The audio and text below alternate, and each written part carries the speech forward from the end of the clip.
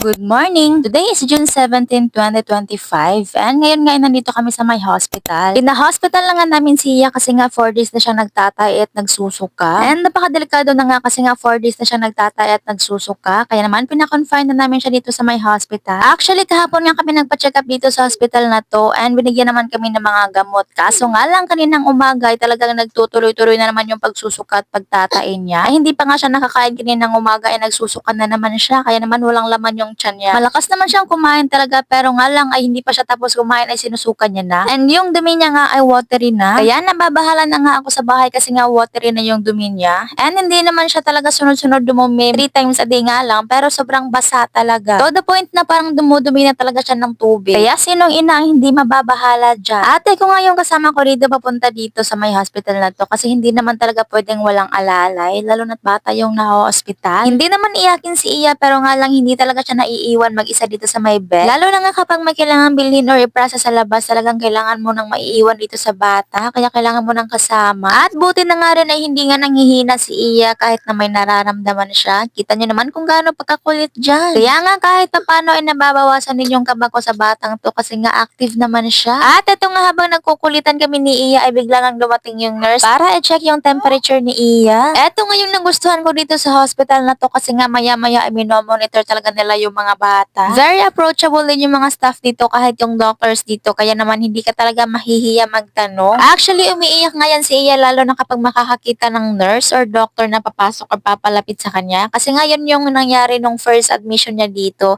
Pero ngayon nga ay hindi na nga siya umiiyak kasi nga yung mga nurse dito ay talagang kinakausap naman siya and marunong talaga silang mag-handle ng bata. Eh si Iya pa naman ay talagang nakikinig kapag kinakausap kaya naman ay talagang hindi na siya naiiyak. Kailangan mo nga lang talaga siyang kausapin kasi nga nakikinig din naman siya. At eto nga, inaboard na nga kami dito ni Iya kasi nga sobrang tagal bumalik ni ate. Bumili pa kasi sa ate ng mga kakain niya kasi nga wala siyang breakfast at talagang gutom na gutom na. At kita niyo naman kung gaano ka-active yung batang yan pwera usog lang. At kung makatalon nga ang batang to para namang walang swero sa kamay. Ako na nga lang yung natatakot sa batang to kasi nga minsan hinahampas niya pa yung kamay niya na may dextrose. Talagang napakakulit ng batang ito. At eto nga ay nakabalik na nga sa ate dito sa aming kwarto. At kapag nandito nga ang tita ni Iya ay talagang nakabuntot lang yan palagi kasi nga palagi yan nakatingin sa cellphone. Eto tapos na nga silang mag-cellphone kaya ayan nakaupo na lang itong dalawang ito. Eto nga si Iya kahit tinatakot na nga siya dyan sa kamay niya talagang nakangiti pa. Actually hindi naman talaga umiyak ng bongga si Iya pagkalagay ng swero niya. Mas doon pa siya umiyak ng bongga sa pagka-skin test sa kanya kasi nga medyo masakit talaga yung skin test. Naranasan ko nga din kasi one time ma-skin test and parang mahapdi siya na sobrang sakit talaga. Kaya naman hindi na ako nagtaka kay Iya kung bakit talagang bongga yung iyak niya sa skin test. Eto nga si Iya para namang true kung makapagsagot-sagot sa tita niya. Kita niya naman yung mukha niyan kung makasagot parang dami ng nalalaman.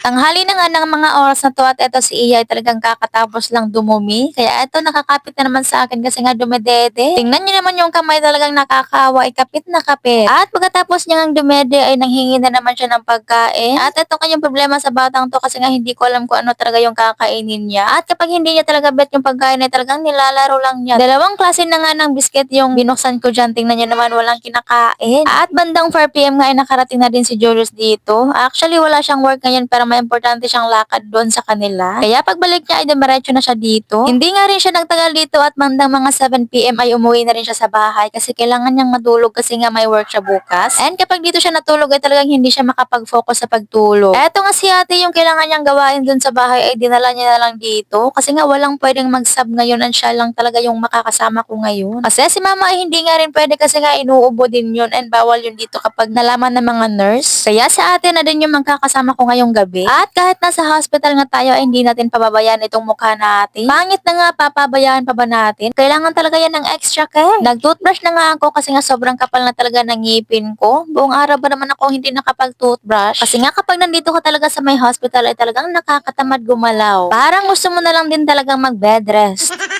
After ko nga mag-toothbrush ay eto naghilamos na nga din ako kasi nga grabe na talaga yung bakterya sa mukha ko. And hindi talaga ako nakakatulog kapag hindi ako naghihilamos kasi nga nafe-feel ko yung mga lagkit. O, 'di ba ang OA? Kahit sino naman siguro ay hindi comfortable matulog ng malagkit ang mukha. At paglabas ko nga ng CR ay eto yung nadatnan ko. Talaga namang ang batang to ay hindi nagpipirmi. Mga bandang 8 PM na nga ng mga oras na to at sobrang tahimik talaga dito. And dito sa kwarto nga ay kami lang yung pasyente dito. Grabe para kami naka-private room talaga. Medyo malawak kasi itong kwarto na to kaya minsan ay talagang nakakatakot yung ambience. At itong batang to ay hindi pa talaga inaantok, talagang ang taas pa ng energy. Gustong-gusto pa talaga maglakad. Napa-exercise tuloy ang tita. At habang nagwo-walking ngayong dalawa, ako naman dito ay talagang nakaupo lang. Sarap ng buhay. Mahilig kasi sa bata si ate kaya naman ay talagang siya halos nagbabantay kay Iya. At ayan nga, napagod na silang dalawa kaya bumalik na sa may bed. Akala ko nga ay matutulog na ang batang to, maya-maya nga ay lumabas na naman sila. Hindi pa nakontento doon sa loob. Nandito nga kami sa may hallway at kita nyo naman kung gaano katahimik dito. Grabe, parang kami lang yung tao. At dito nga sa pinakadulo ng hallway ay merong bintana dito na tanaw yung sa baba kasi nga nasa second floor kami. At ito nga pala yung view dito galing sa may second floor. Medyo tahimik na nga yung highway kasi nga gabi na nga talaga ng mga oras na to. Kaya konti na lang yung mga dumadaan ng mga sasakyan. Eto nga, hindi nga rin kami nagtagal doon sa may hallway at pumasok na rin kami sa may kwarto kasi gabi na nga.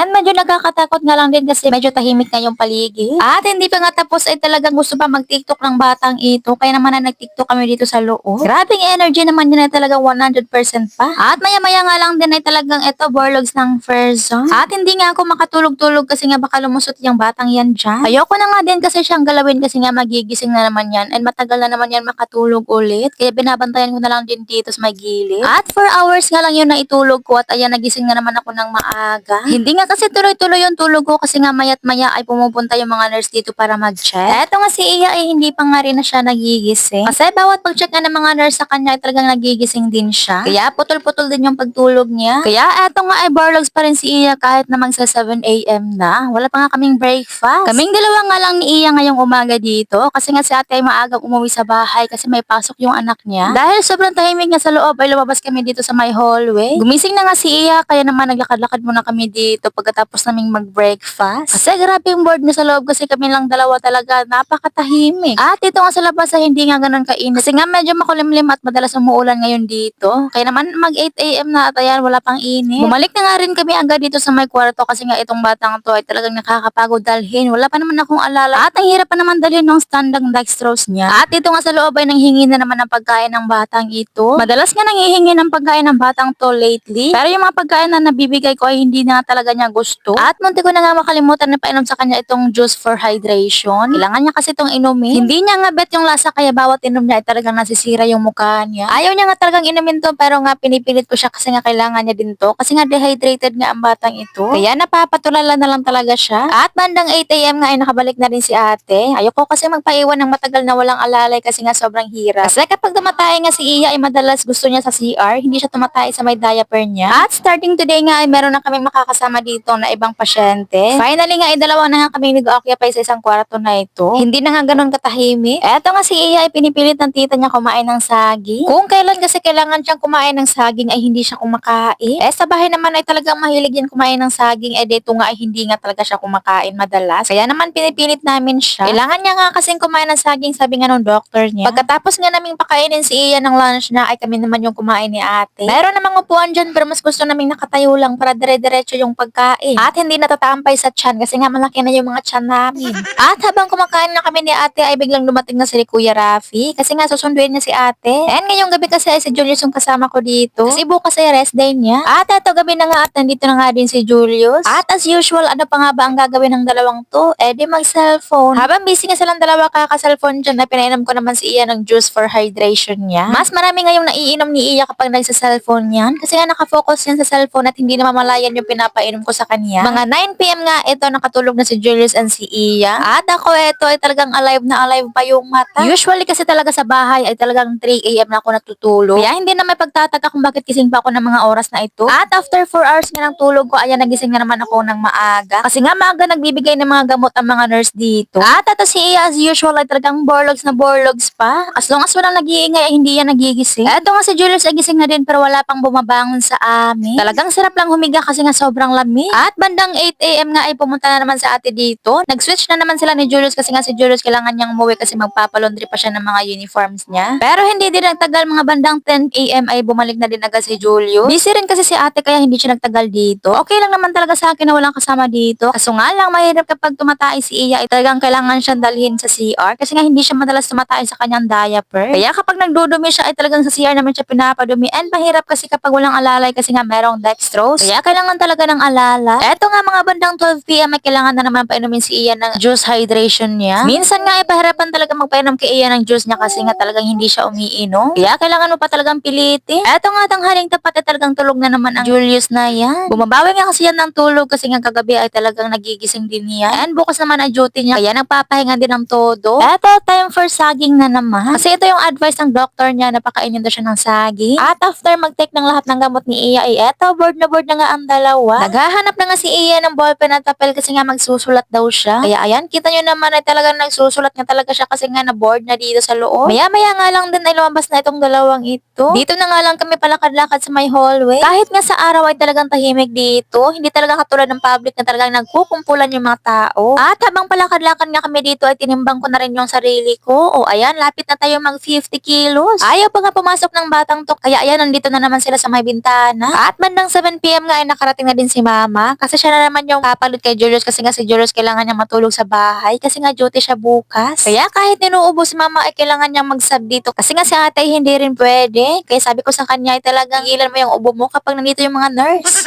Ganyan nga din yan si Iya kapag nandito yung nana niya ay talagang laging nakadikit. Bago nga uuwi si Julius sa bahay ay lumabas muna kami kasi bibili kami ng makakain. Si mama muna yung naiwan doon sa loob kasi nga gusto ko naman talagang lumabas. At pagbaba namin ng hagdanan, sobrang tahimik dito sa check-up area. Nakakatakot lang tingnan. Sobrang tahimik nga sa hospital na to kasi nga kahit 7 PM pa lang ay talagang walang masyadong tao dito. Kung matatakotin ka ay talagang hindi mo kakayaning maglakad ng mag-isa dito. Meron kasing madadaanan dito ng mga bakanting kwarto na sobrang dilim talaga. Kahit yung mga waiting area nga ay talagang bakanting-bakante. Naghahanap nga kami ng pagkain at dito kami napadpad sa may street food. Ito lang kasi yung nakita namin pinakamalapit dito sa may hospital. Isang tawiran lang. At naroon din kasi natitinda dito ng mga balot kaya naman bumili na din si Julius. Ito nga yung itsura ng hospital dito sa may labas. At kung makikita nyo yung mga madilim na parte ng floor ay talagang walang gumagamit dyan. After namin makabili sa labas ay bumalik na agad kami dito sa loob. O kita nyo yan, partida nakapantulog outfit pa yan. At pagpasok na namin sa kwarto, ayan si Iya ay nakatulog na pala habang karga-karga ni mama. Medyo natagalan nga kasi kami doon sa labas kasi nga nagpapaluto pa kami nung isaw na binili namin. Eto nga si Julius ay paalis na kasi nga mag-aalas 8 na tong mga oras na to. At kailangan pa niyang mag-prepare ng mga gamit doon sa bahay ng mga dadalhin niya sa work niya. Kaya hindi na siya masyadong nagpagabi pa. Nilapag na nga ni mama si Iya kaya ayan nakakain na si mama. Pagkatapos nga namin kumain, ayan na si mama ay talagang nakatalokbong ng kumot dyan kasi nga medyo malamig yung aircon dito. At kinabukasan nga eto maaga nagising si Iya kasi nga maaga din siya nakatulog kagabi. And hindi siya masyadong nagigising sa mga nurse na nagche-check sa kanya. Kaya ayan ang ganda ng gising ng batang yan. At ito nga may progress na kasi nga kumakain na nga ang batang ito. At hindi na rin siya sumusuka. Mula nga nung na-admit siya dito sa may hospital ay talagang isang beses na lang siya sumuka. Kaya eto nakakakain na nga siya ng medyo madami. Sa bahay nga kasi talaga ay mas gusto niyang siya lang yung sumusubo. Kaya ayan finally bumalik na rin yung sigla niya. Siya yung sumusubo. Eto nga lumabas muna ako saglit para bibili ng breakfast namin ni mama. At eto nga paglabas ko ay talagang maulan na naman. Grabe naman tong weather ngayon. Talagang ilang araw nang umuulan. Crispy chicken nga lang yung binili ko kasi nga no choice naman. Wala namang ibang tinda na malapit dito sa may hospital. Bumalik din ako agad after makabili ng ulam. At eto nga yung nadatnan ko dito sila mama nandito na naman sa labas. Kasi nga ang batang tol talagang hindi mapipirmi sa isang lugar. Nandun na naman sila sa dulo ng bintana ng hallway na to. Bored na nga ang bata at talagang gusto nang lumabas. Sa sobrang bored niya na nga talaga, ayan sumakay na nga siya dyan sa lalagyan ng dextrose niya. Nakakabagot din naman kasi talaga ang sobrang katahimikan dito. Kaya ayan ang bata talagang na-bored ng bongga. 8 AM na nga ng mga oras na to at kakatapos lang ng doctor ni Ian na mag-rounds. And ayun nga ay good news ngayong araw na to ay talagang pwede na kaming lumabas. Meron na nga kasi daw progress si Ian, malakas na siyang kumain. And yung pagtatain niya ay malayo na yung interval. Hindi na siya sunod-sunod talagang tumain. Kaya ngayon ay pwede na nga talaga kaming lumabas and yung billing na lang yung inaantay namin. Kaya eto naghilamos na nga muna ako bago kami umuwi. Eto nga on the way na nga ako doon sa may billing area kasi nga kukunin ko yung bill. Nag-explain nga lang konti yung in charge doon sa billing section at eto ay nakuha ko na nga. Unang tingin ko nga talaga sa excess billing namin ay talagang nasyakera ako. 15K nga yung bill namin dito sa may hospital pero nabawasan na yan ng PhilHealth kaya ayan 7,580 na lang yung babayaran namin. Lumabas na nga din agad kami doon sa kwarto pagkatapos namin mag-prepare baka maragdagan pa yung bill namin. Eto nga si Iya ay parang nakalabas talaga ng hawla. Talagang excited na nga ang batang to lumabas. Tingnan nyo naman, lakad, takbo na. At yung forma nga ni mama ay talaga namang parang pinalayas lang ang ped. Pauwi na nga lang kami, wala pa rin katao-tao dito. Dumaan nga muna ako dito sa may Amesco Drug kasi nga merong mga resitang bibilhin pa. Katabi lang naman ito ng hospital. Kaya sila mama ay doon na nagantay sa labas. At paglabas ko nga ay nandito na nga pala si Papa. Kaya ayan, bumiyahe na agad kami at pauwi na nga kami. 10 AM pa nga lang ng mga oras na to pero grabe talaga yung init. Parang kanina lang ay talagang umuulan. Ilang minutong biyahe nga lang kasi nga sobrang lapit lang naman ito sa amin kapag nag-shortcut kami. Kaya ayan, nakarating na agad kami dito. But anyways, hanggang dito na tong video natin. Thanks for watching. Bye!